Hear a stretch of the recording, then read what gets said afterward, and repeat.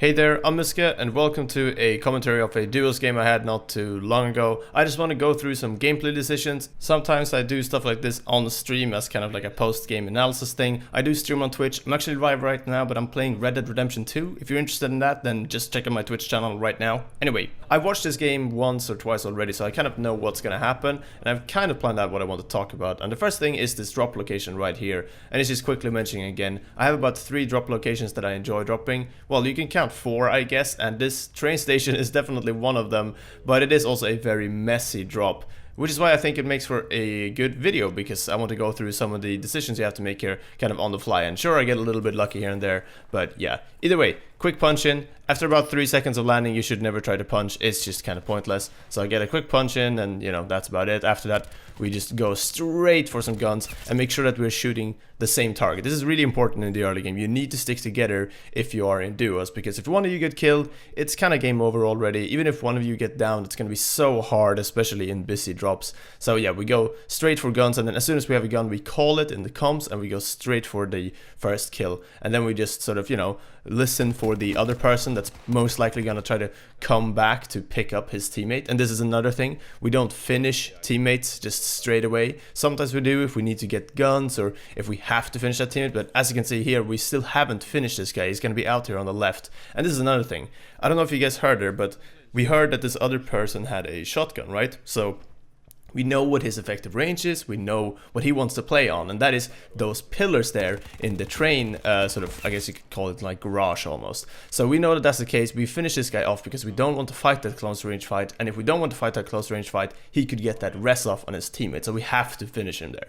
Now he comes out the back, of course, that's kind of expected, and it's an easy kill, but it's one of those things where not finishing that teammate there actually gives us quite a lot, and then as soon as he thinks he's in a better position, we finish him, he's kind of stuck in there. So yeah, he comes out the back, we think, at least. Now, there are other people here, and we know there are other people. And we spot this guy pretty far. Again, I got pretty lucky with this, picking up this ABR, and then this guy just missing me a bunch of times as well. But the point is that we've gone for some guns, we've gone for playing together around this one position, and we know how to respond to these situations. So the first thing is, get a gun, call when you have a gun, find your target, get one down, and then follow that up by not killing that person so his teammate actually comes over, because it's a little bit easier to predict what the teammate's gonna do if that other teammate of his is alive.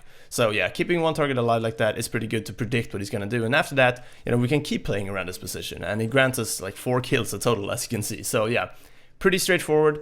And yeah, another thing just about this is that looting here at the start is really good and all, but honestly, the priority should be kills right at the start. It is just definitely the priority. Someone could have level 1 armor and a much better gun than you, and you could just have, you know, a pretty decent but not great gun and just get one quick finish on someone, and you know, that's it. That's game over for them. Doesn't matter that they have a bunch of cool 9 bangs and stuff like that in their inventory. Anyway, next up, I think I want to address that I saw some comments on, not too many, but I still wanted to talk about it, and that is vehicles. So vehicles in Blackout, I said, are a bit of a noob trap, and I still stand by that. I think that's still true to most, like, yeah, for the most part, because a lot of people that I feel like I get free kills on are people that are just driving around in vehicles pretty recklessly. However, I did not say just avoid vehicles as a whole, because as you can see right here, we'd use this boat and go pretty far with it. It's a lot of vehicles in this game that are useful for a lot of different situations. Almost all of them are useful for the different situations. Even the truck is actually not terrible a lot of the time. But the important thing is to recognize when you need to just ditch your vehicle on the spot, or when it's not okay to go around with a vehicle anymore. There's no set, you know, amount of people left where after that you should never pick up a vehicle. But in this case, we know that it's still kind of mid-game. People are kind of spread out. The circle is pretty far. We kind of need to use this, and also it's not too risky.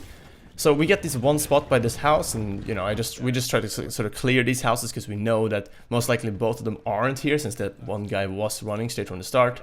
I spot him by this tree, and since he's run up the hill already, we both think that okay, the other guy's probably up this hill. Now, the main thing about the situation is, once again, we haven't finished the kill, right? So you can see this guy crawling. You can see what direction he's going in. Like, you know where this other teammate is right here. And a lot of people don't pick up on this type of information. Like, we know that this other teammate is probably over the hill, probably not with great guns, probably not too confident, probably not gonna fight us unless we, you know, pressure him even more. And since this guy's gonna crawl over that hill and get into cover, we just have to finish him. So we finish him, and as expected, his teammate doesn't show up because he's just clearly not confident in his skill, or maybe not his gear, whatever it is, he just doesn't want to fight. So yeah, that is another thing. Don't force that situation. We could go over that hill right there, and then maybe he has awareness on and he hears us and he 9-banks us, and then we lose one teammate. So even if we trade 1-for-1 there, like I die and my teammate kills that other person that was alive, that's not really a good trade, right? So we don't really want to risk that, and that's kind of the winning play a lot of the time, as boring as it is. We chase kills a lot, probably too much, but this game we try to not chase kills as much. So yeah, anyway, fast forward a little bit, we've gone a little bit further. I see this guy get finished, I've heard some other shots, I've got paranoia on, I believe.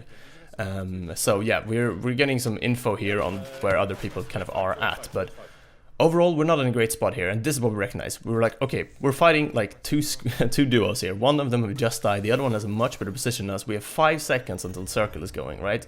So this is just recognizing here straight away that there is no way we're going to be able to chase that way and get those kills, because that's the far end of the outbit of the circle, as I like to call it. So basically where the blue wall, the collapse, will be moving in fast. So we recognize early that those are not kills we need to chase, but however, I re-picked this here because if they are just aiming down here expecting us to run, then they're probably not expecting us to just shoot back and re-pick straight away. So a quick peek just to check if they're still there. They're not, they're probably running, trying to take a position on us, meaning that it's kind of a race to get to a better position. And as you can see, they shoot us from uphill, kind of as expected. I kind of misunderstood where those shots came from at first, so that smoke was not great. But either way, yeah, we see these people uphill, and this is important right here. And I think a lot of people make this mistake. I feel like all the time I get free kills in, especially quads for this. But basically, the circle is moving. We're not in it, right? But it's not super far away. So we recognize that we can take our time a little bit here. And the reason as to why we shoot back here is not because we think we can just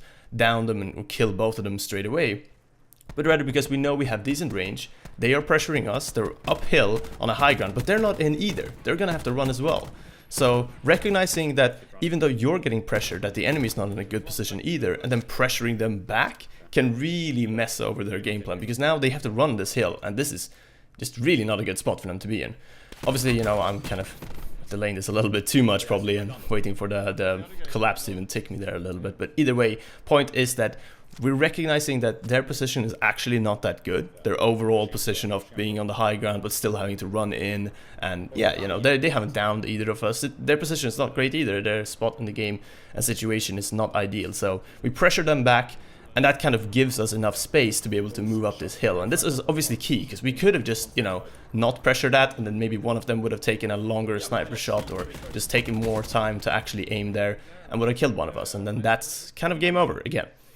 Anyway, spot this guy behind a tree, call it out, use your equipment, easy. I mean, nothing to really to comment on there. We've already talked about this in a previous video I made, where just talking about how using equipment and really finding use of your equipment is pretty important in this game, because they are kind of the equipment and the perks are very much the wild cards. Anyway, this is just hearing someone right here, I believe. I mean, it's probably one of the guys from uphill. So yeah, just hearing him around the corner. Choosing the close quarter weapon with the, the decent fire rate, the MX-9 here. So yeah, I mean, not much to comment on there either. Here is another very interesting thing though. This is the absolute final fight. Alright, so we spot these people up here. Duber, my teammate, just manages to take out both of them. One of them were probably a little bit low there, because yeah, I mean, the first guy got shredded, but the other guy just kind of walked in from the blue and didn't seem to know what to do. Either way, so we have these final 2 people here, right? Now we see that the circle, because the circle was kind of just revealed before this, is we know that it's on us, right? So this is pretty important. Honestly, we almost kind of peek too much here. The safe play here is to just chill until they have to move, and that's kind of what we end up doing either way. But we only had this situation because we made use of a sensor dart, right? Otherwise, you can't really always assume that they're gonna be here. However, in this case, the circle is small enough that even without the sensor dart, we would probably have guessed that it would have been in that building. So peeking here is definitely not a great option, and we probably peek a little bit too much here, but I think we both just say, let's just chill on this until they have to move. We see that circle is moving. They have to move here if they want to get in, and this is really where you see the difference between a player that's trying to you know, win the game by getting kills versus a player that's just trying to stay alive. And these guys are definitely the ones that are just trying to stay alive. As you can see, one guy just waits so long to run that he just gets caught out in the collapse, and it ticks for so much damage here that yeah, there's not too much to say about it. I'm waiting on this lower angle, nobody comes, and indeed, it's just 1 kill, and it's an easy win. I only got 1 kill there. Did he kill more? No, he died to the zone. They ticked by the zone because they ran so late. Like, fuck me, just play the game. Like, holy shit. So, I mean, honestly, what I want to really highlight with this game is the fact that this final 2v2, that was actually a 2v2v2 with that earlier squad 2, or duo rather, is actually not too difficult. That was really not the difficult part of that. That went by a breeze, but everything earlier here, we had maybe 2 or 3 points where we could have made a wrong decision and would have just gotten ourselves killed, basically. Especially at the start of the game there. We made a decision of keeping some people alive, playing our range there. That's, we didn't have a shotgun, but we had ARs and stuff, so we played a bit more range. We had the decisions of finishing a teammate, but not chasing for the second one due to circle position. We had the decisions of pressuring a duo that was pressuring us because we recognized that their position and their situation overall just wasn't great either. Things like that is kind of what wins you games, rather than just, you know, everything coming down to the absolute final 2v2. Obviously, there's the whole saying of only the final kill matters, and that is very true, but it's a matter of recognizing what situations and which decisions on the way there will be crucial to even get you into that final sort of 2v2 or 1v1 or 4v4, whatever it is. Anyway, that's everything. Thank you guys very much for watching, and yeah, let me know if you want more of this type of content, just kind of very actual gameplay examples of of plays and tips and just decision making. And yeah, I'll see you next time.